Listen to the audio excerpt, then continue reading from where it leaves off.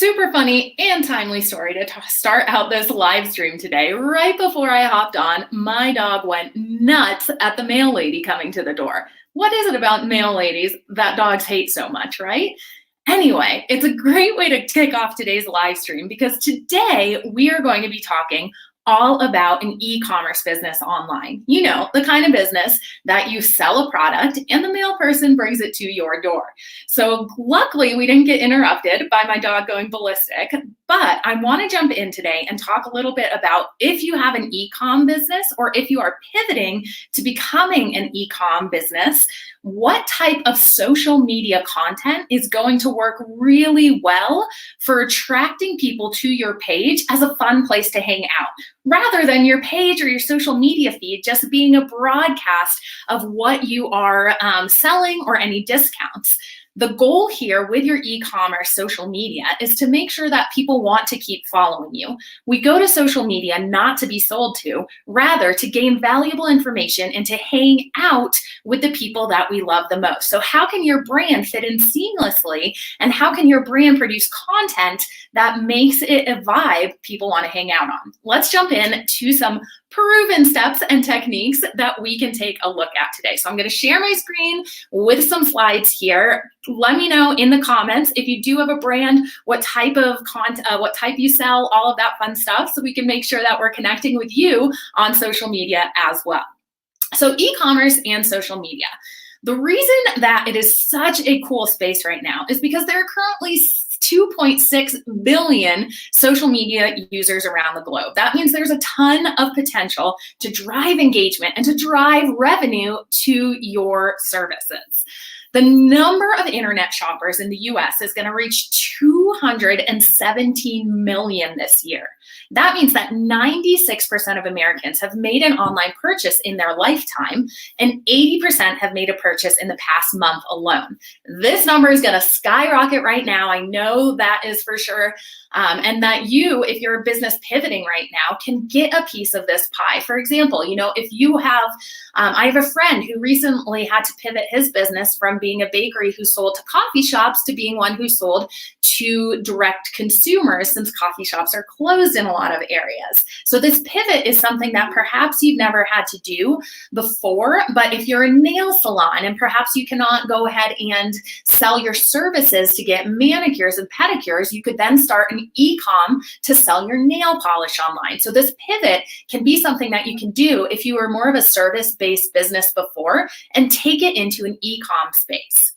The challenge for making sure your social media feeds present your e-com products properly is that truly you're competing for people's time and attention online. It is an attention-based community out there on social media. And those that can garner the most attention are going to be able to sell more because people are paying attention to when their products or services are out there. But social media users don't like being sold to, as we've been discussing.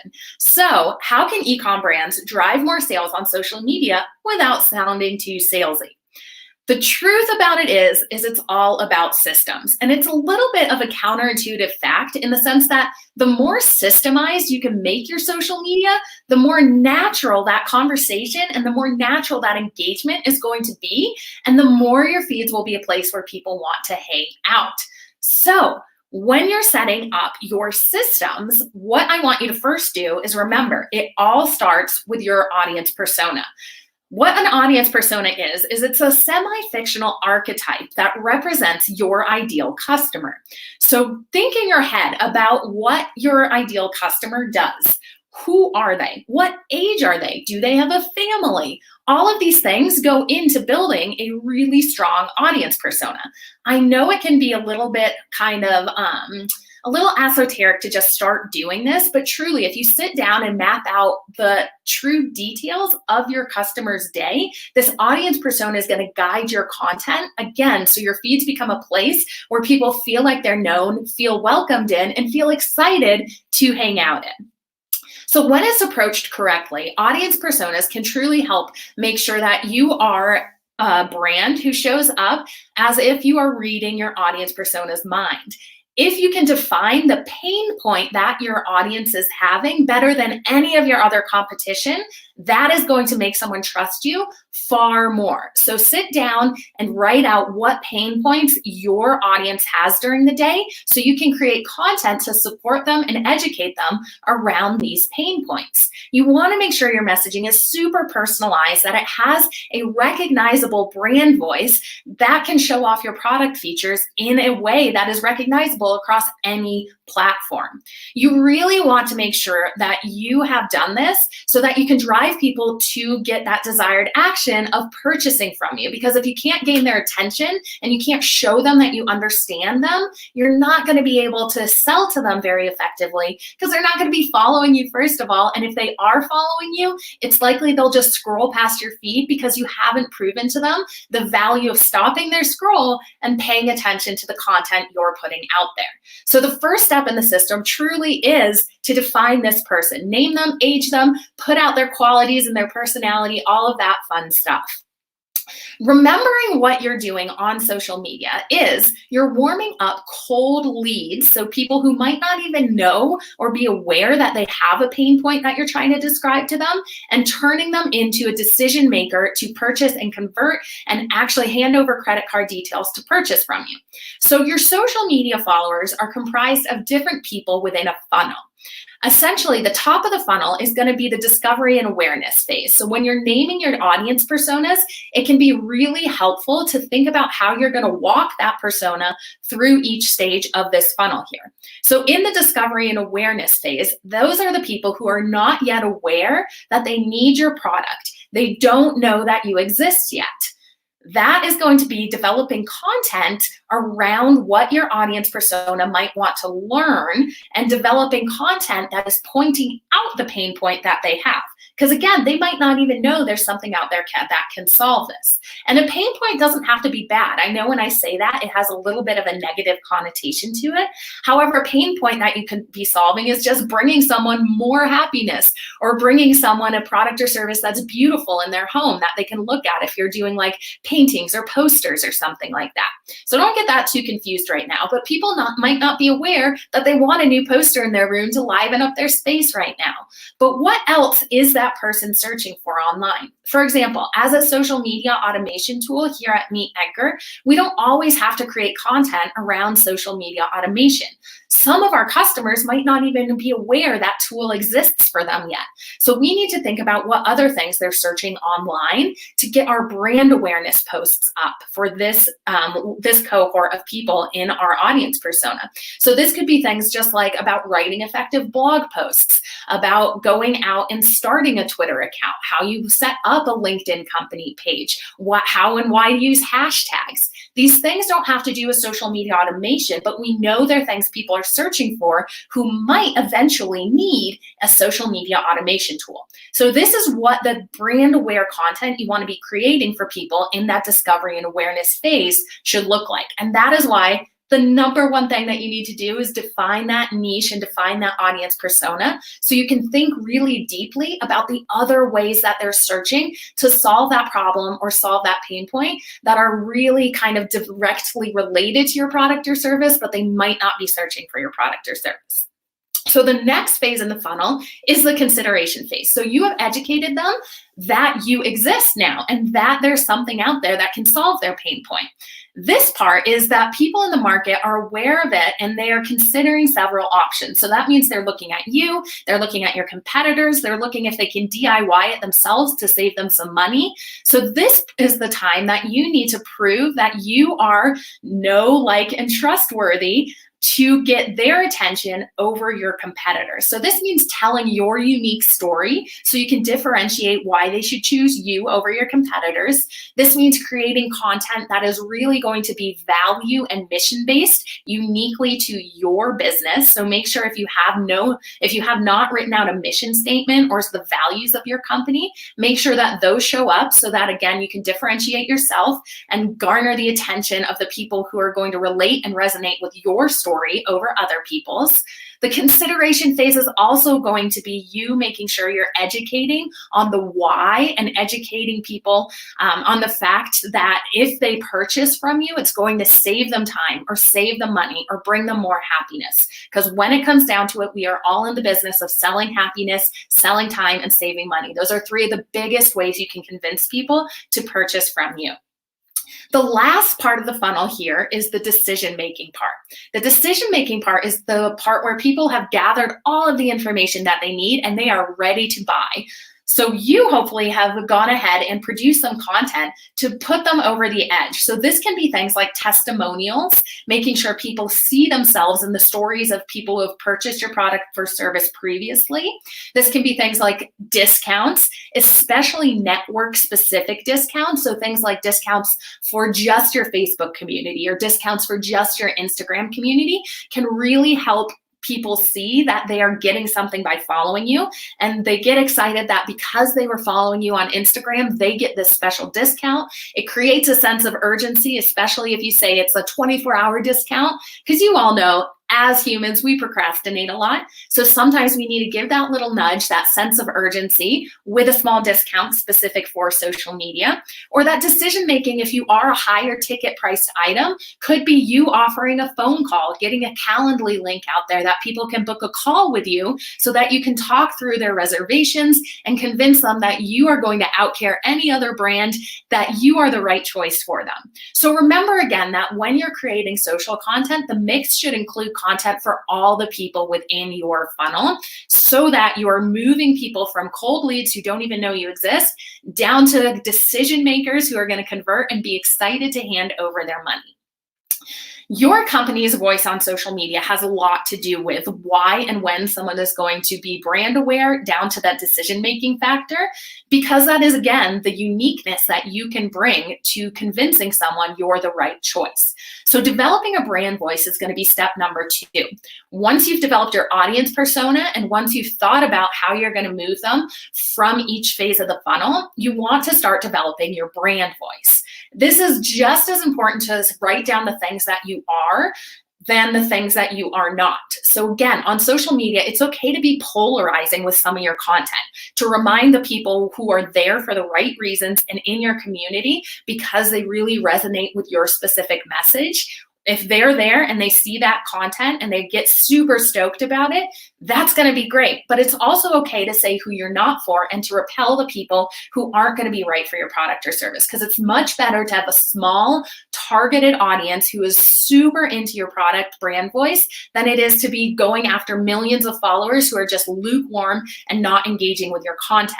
This is not only important to make sure you're spending your time actually speaking one-on-one to leads who are going to be qualified, it's also important because the algorithm engagement goes into the reach of your posts, right? So if you have a small audience who is super stoked to engage with your content because you've targeted them correctly and you've shown that your message resonates, the algorithm's going to reward you for that because they're going to see people liking and commenting and sharing your posts. When they do that, the algorithm opens up your reach to more of your audience. If you're producing content that only a couple of people are liking because you haven't targeted it enough, that's going to be a signal to the algorithm that you do not produce valuable content and they should not show it to your audience. This is because the networks have a reason to keep you in their platform, right? They want you to stay on Facebook longer. They want you to stay on Twitter longer. So if they're serving up content that isn't of interest to people, that's going to be harmful for their metrics of wanting you to stay on there longer. So remember, your brand voice needs to really be compelling for people to want to engage with your content. So when you're developing your brand voice, it can be really cool to target what exactly it is you are trying to communicate to your followers. I think Nike does this really well in the fact that they actually set up different social media accounts for different audience personas. For example here, Nike identified that 80% of Pinterest users are women. So what did they do? They really geared their Pinterest board towards women. You can see all of these different advertisements are women working out, are women taking on different challenges, are women with this redefined beauty campaign here. Their Twitter account or their Facebook account might not focus strictly on women, but because they identified that and because they knew their brand is something that women aspire to and that women want to see these motivational pictures and resonate and picture themselves in these aspirational photos here, that this was a really great way for them to leverage the Pinterest network. It's taking the time to research and think really deeply about who your audience is on each network and developing a brand voice on that network that people can see themselves in these images. Now, I think it's important here to discuss a little bit too about the fact that when you're producing inspirational content, which is some of the best content in order for people to see their future self acting in the way they want. So again, here, perhaps someone is thinking about buying workout clothes because they see their future self as being a fit and strong and confident woman. So they show these women here. It's important, again, to remember to make it attainable to your audience persona. So again, that is going back to why developing your audience persona in the first place is the number one important step. So you don't want to just make that, you don't want to have your content be so out of reach that someone is looking at it and saying, I could never get there. You want it to show real life people. You want it to show people who your audience can relate to. Just a little tip there, that inspirational and aspirational content should be relatable still.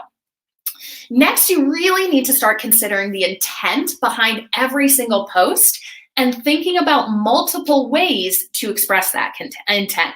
Again, you never know what language is going to hit someone at the right time, in the right moment, when they have the money, when they have the time to actually click through to your product page, and when their pain point is strong enough that they are going to actually do something about it. And that is the real goal of making sure you're A/B testing and making sure you're producing content that has the same intention with different words behind it. This goes into something we talk about all the time here at Meet Edgar, which means upcycling your content. So if you have a cool photo that you have produced of your product or of someone utilizing your product, make sure that you are sending that out on social media with a few different captions. You want to then pay attention to which caption is gaining the most engagement and gaining the most click-through rates to your site. You also really want to make sure that you are making different visuals with your brand colors in mind, of course, but making different visuals to make sure you realize if someone likes pictures of just the product versus someone likes pictures of people using the product versus if someone likes pictures of just kind of words on the back of a beautiful Canva background. All of these things can be achieved and tested so that you can zone in on the perfect message that compels people to purchase from you. And really, this is important too to remember that it really truly does take people about 7 different touch points with your brand in order for people to really get brand affinity and to trust you. So if you're making the same type of content and producing the same messaging in your content, that just leads into this 7 touch points. So don't be afraid to reshare the same message, to position yourself as the go-to brand, because when it comes time for people to purchase, that 7 touch points with your brand, whether it's through social media, whether it's through targeted ads, whether it's through email marketing, they really do matter into going through someone's decision to purchase, because they'll remember, oh yeah, this brand has shown up in a lot of my feeds. Now I need this product or service, because you've moved them along the funnel. So you see, it's all a beautiful system when you think about it together. So who you are, remember in the brand voice section, we're talking about who you are versus who you're not. I love here, this is a shorts company called Chubbies. I love what they do on social media in order to make their place a very fun account to hang out on. A lot of their content here is episodic content of people just wearing their shorts and wearing their clothing in really funny ways. This is super entertaining. They are just doing funny sketch comedies here with the coworkers in their office, you can see. It does not go into any sales content at all. However, this is going to get people to continue following their brand so you can get those 7 touch points. If they were just producing content that was showing these shorts in the same way, but it was just giving discount after discount or just showing product page after product page without this humor in it, it's likely they wouldn't get a lot of people to continue to follow them, because that's not a fun place for people to hang out, right? So that's the beauty of softer selling in this way, of showing your product online in this way, however, not directly selling. So think about fun content that you can produce that showcases your product but does not directly sell it, so that people get really fun, that people get a really fun vibe and are really excited to see your content pop up in their feed, rather than feeling like it's a commercial that's disrupting their flow and their scroll. Who you are not can go into content like how REI does. So REI is not afraid to say who they're not for with their campaign Opt Outside. So their Opt Outside campaign is something they do every single Black Friday, and they tap into a like-minded community of people who want to opt outside and do not want to partake in the craziness of the malls. So they shut down their stores, they give their employees the day off, and they do not do a Black Friday sale. And that is saying we understand our audience persona. They are not the type of people who want to be in line at a mall. They're the type of people who want to go outside and have an adventure. So they're saying we're not for you if you're looking for a Black Friday discount. We are for the hardcore adventurer who is outside right now on their day off, who is having an adventure. So this is a way that you can really think about how you can do things a little different that might be polarizing, right? It might seem crazy in order to do this, but that opt outside hashtag that they're using here makes their content go viral on social media, because people who resonate with this message are super excited to share it and join in. So they utilize that hashtag and they share their pictures with that hashtag, and they tweet at REI about what they're doing, and they tag REI in their pictures, and oh my gosh, what a great amount of engagement. So that's the beauty of saying who you're not for, and not being a little afraid to do things outside of the box and to be a little polarizing versus the kind of commonalities that you see with discounts and sales that are working. So think about how this could work for your brand. So social media really does not work when you're trying to turn every new fan into a follower or paying customer. What does work is shifting your focus towards offering value and building an engaged audience. So the first step in the system was identifying your audience persona. The second step was identifying your brand voice. This third step here is making sure you are creating content that is really valuable and really engagement worthy.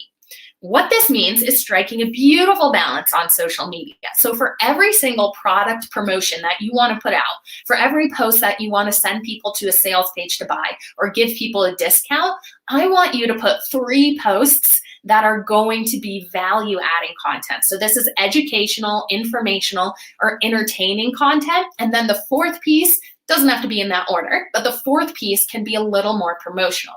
This is what's going to get the beautiful ratio of getting people to want to hang out on your page. You can't, and the reason that this works, and something that I really like to equate this to make a little bit more tangible here, is thinking about when you bake cookies. You can't make cookies with just eggs. You can't make cookies with just flour.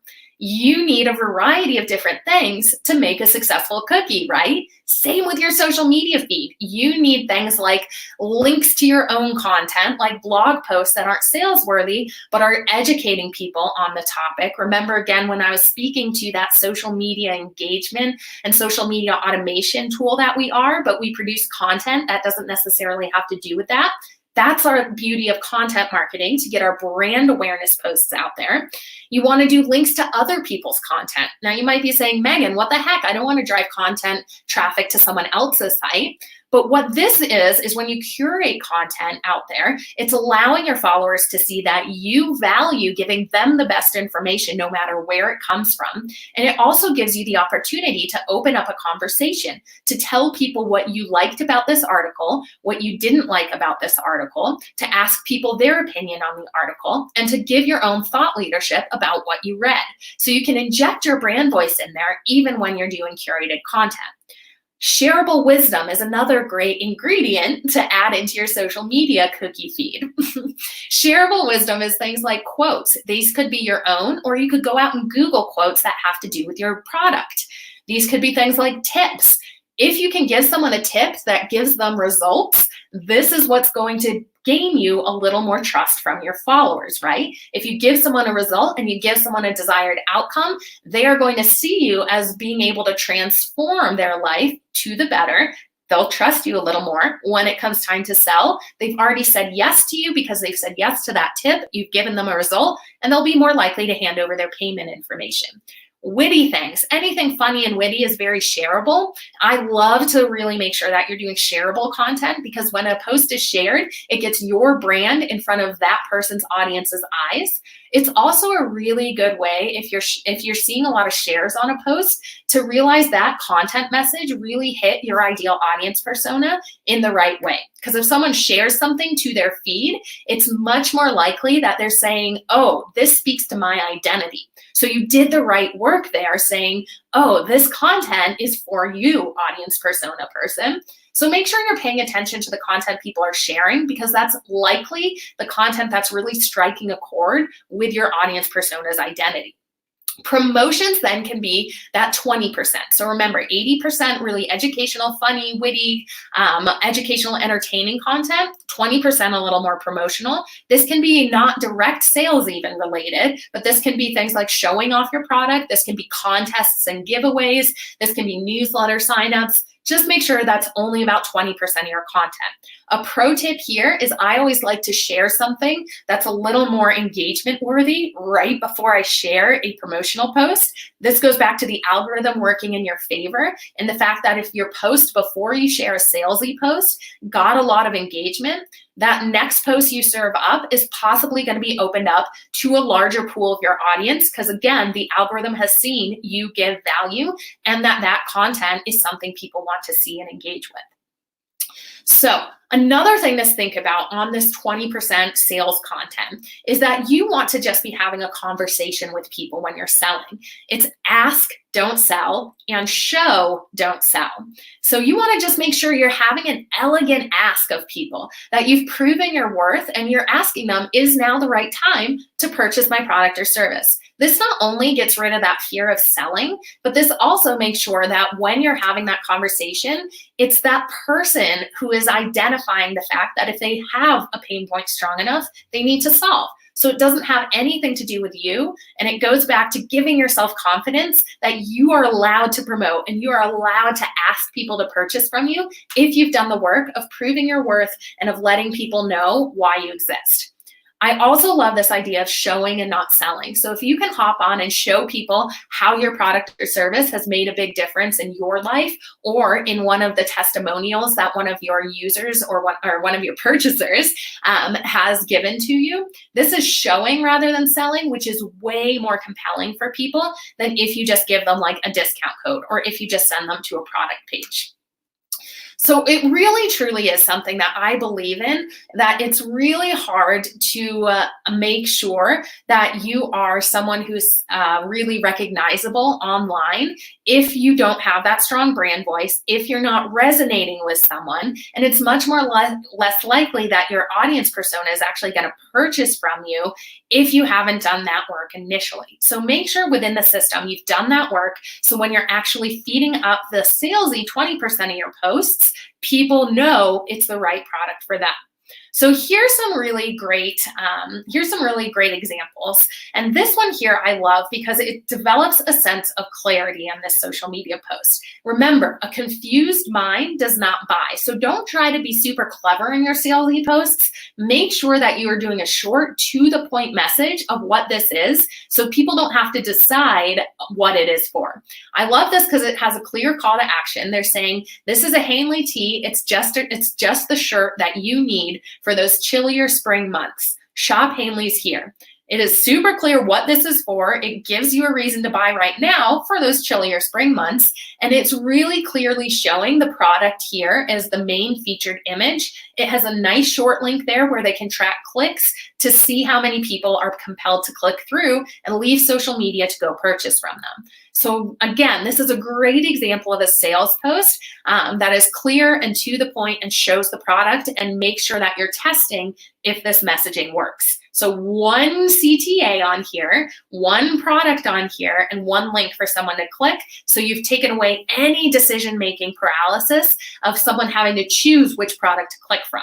So if you're a store who sells multiple things, or if you're just getting started and thinking about how to position your products, one post should have one job so that it's clear and it goes into people's minds about what they're purchasing. When you're doing your sales posts as well, I want you to remember you need to market experiences. You need to think of creative ways that you can tap into a community of individuals who want to have a like-minded experience. That again goes back to knowing your ideal audience. So some people, when they look at this ad right here, might think this is just an ad of a dress. But when you read the actual caption, you can tell that they're actually going ahead and selling a lifestyle rather than selling a product. So it says, because wedding season isn't over yet. That's all they say, because wedding season isn't over yet. They're selling the lifestyle of wedding season. They're not just selling the dress. So think about the experience that someone is going to have when they use your product or service, and make that front and center in your messaging, because experiences are so much more exciting for people to think about than just your product or service. Another thing that I like that this company Bluffworks has done here is that they've given the opportunity to showcase what their brand has, but they've also given the opportunity for people to comment back. So this status update here says, if you were stranded on a desert island and could only have one pair of pants, what would they be? Then in parentheses, they say, come on, guys, this is a trick question. So this is a little cheekier in the fact that if you don't know what Bluffworks is, then you probably don't really understand this, but they sell clothing and they sell a specific type of pants. This is a pretty funny advertisement, just getting that brand awareness up, right? It also opens up the opportunity for discussion. So people who might be confused can ask their questions, get that feedback. So make sure you're thinking about clever ways you can actually give people the reason to stop their scroll and speak back to you. Everyone loves a trivia question. This goes back to kind of some of our more ingrained ideas that we love to fill curiosity gaps, and we love to have information that other people have as humans. So think about the ways that you can position your brand in asking trivia questions on your social media. This is not only going to help get your engagement rates up, but it's also kind of a sneaky way that you can showcase your product or service. So Yeah Bunny sells travel accessories, and they're just doing a trivia video here saying which airlines allow dogs to be carried on board. They don't sell airline tickets, but this is a great trivia question for people to spark some curiosity, to get their engagement on. And again, it allows people to be curious about what this brand sells now. So think about some trivia questions you can add into your social media profile that would be fun for your followers to interact with. Other ways that you can sell, and I mentioned before, is telling stories of transformation through testimonials. Social proof is so important in social media, especially because people want to see that others have had success with your product or service. So I love this from Fugo here saying, do you want music to go anywhere with you? Read what Jorge V just wrote about Fugo Tough. So down below, they're just showing a product review. They've also asked a question. I think asking questions to start out any social media status update is a fantastic idea because it gets your audience nodding yes if they agree or no if they don't. And this yes or no is, again, just an opportunity for them to say yes to your brand once. And once you get that yes once, it's easier to ask for the sale and get another yes. So if you have product reviews, make sure you're screenshotting them and going ahead and putting them on social media. Bonus points if you can actually reach out to some of your customers and ask them to actually write one for you. When you're getting testimonials, I always love to have this idea of transformation within them. So you want to get people to tell you how their life was before, so their pain points before, what they were feeling like before. Then take it into the point of what they were feeling like when they whipped out their credit card. Maybe they were a little nervous. Then have them tell the story of transformation about how their life is now. Because that's the beautiful hero's journey that your new customer is wanting for themselves. They want a product or service to help them achieve that outcome and lifestyle and experience that's going to improve their life. So if you can show that transformational improvement in a testimonial, it's going to work way better than if it's just a testimonial that's talking like about a feature. I also love the idea of hashtags to go a little bit more viral as well, but you need to make sure that you're showing people how to use your hashtag. This example from Dollar Shave Club is fantastic, I think. They put it right in there, and they also make a funny question to go along with it. So they do a series called DSC, which is Dollar Shave Club Debates, and they ask ridiculous questions. This goes into the fact that it gets their community wanting to have this debate with them. And when people have a strong opinion about one thing or another, they want to share that opinion. So this specific one says, in this hashtag DSC debates, we're asking, men, do you sit or stand when you have to pee in the middle of the night? Again, this is kind of a ridiculous actual post to put up on social media. But when you think about them following this system, they've developed an audience persona who they know is going to have an opinion about this, and an audience persona who they know is going to find this funny. They've defined that they're for a younger brand, that they're for a younger generation of men. They are an e-commerce. Dollar Shave Club is an e-commerce razor brand. Their audience persona is for younger people who understand how to use hashtags, who want to go ahead and utilize this poll. You can see their options here are pretty funny, saying stand bra always. So they've developed who their audience persona is pretty strictly here, as you can see. And they're not afraid to put this out there to repel people who might not find this funny, because they know the lifetime value of someone who is going to find this funny and who's going to resonate with the message is far stronger than just trying to please everyone and make something that might not be as polarizing. So that's the beauty, again, of knowing your brand voice and knowing your audience persona when you're developing your social media posts.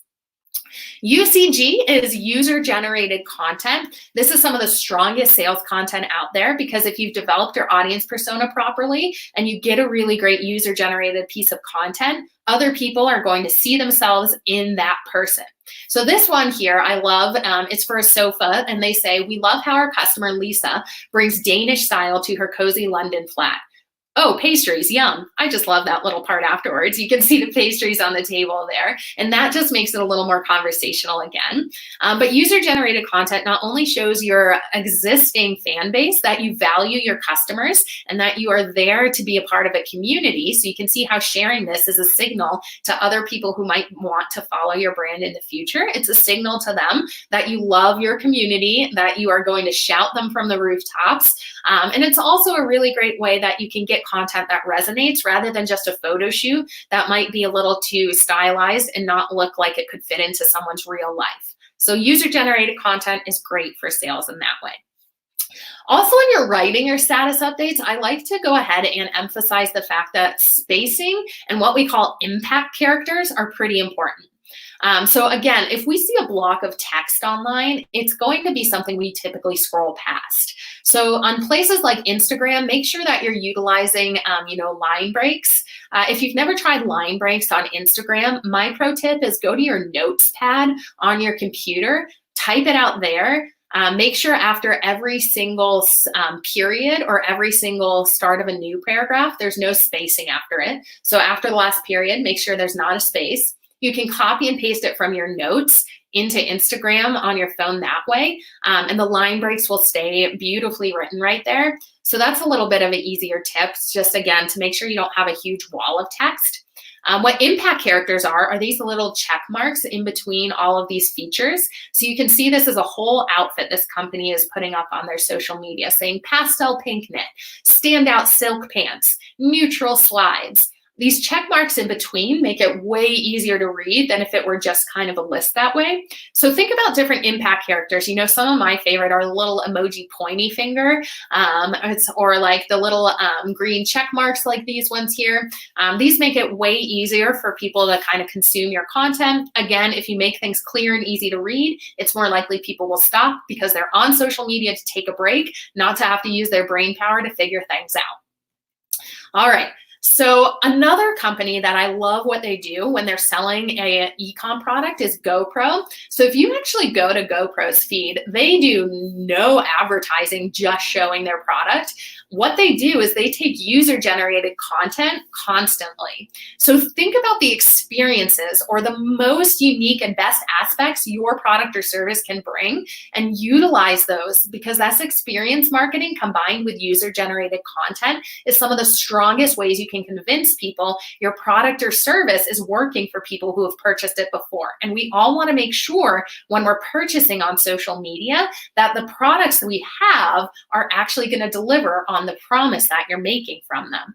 So you can see here how amazing this photo is and how this would be way convincing that, oh my gosh, if I purchase this GoPro, I can be someone who's living this life and taking photos like this. So you can see how, again, it can put the person on the other side of the screen in the experience of what your product or service is going to offer them. So this is a great example here. I know not everyone can be as extreme as GoPro can in their eye-catching images, but there's ways you can do this with any product or service to make sure your people on the other side of the screen are seeing themselves in your photos. All right, so Glossier is another company that's an e-com brand that I absolutely love their social feeds as a place to hang out.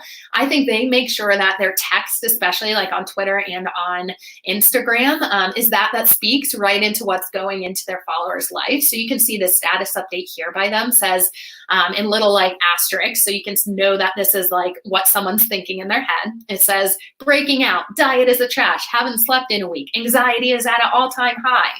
Me, I'm going to put on a face mask. Yeah, that'll fix it all. So you can see that this is an experience that a lot of stressed out women might be having right now. They go ahead and put this up there. And this is something that can gain a lot of likes because if people resonate with a message, they're going to want to communicate with your brand.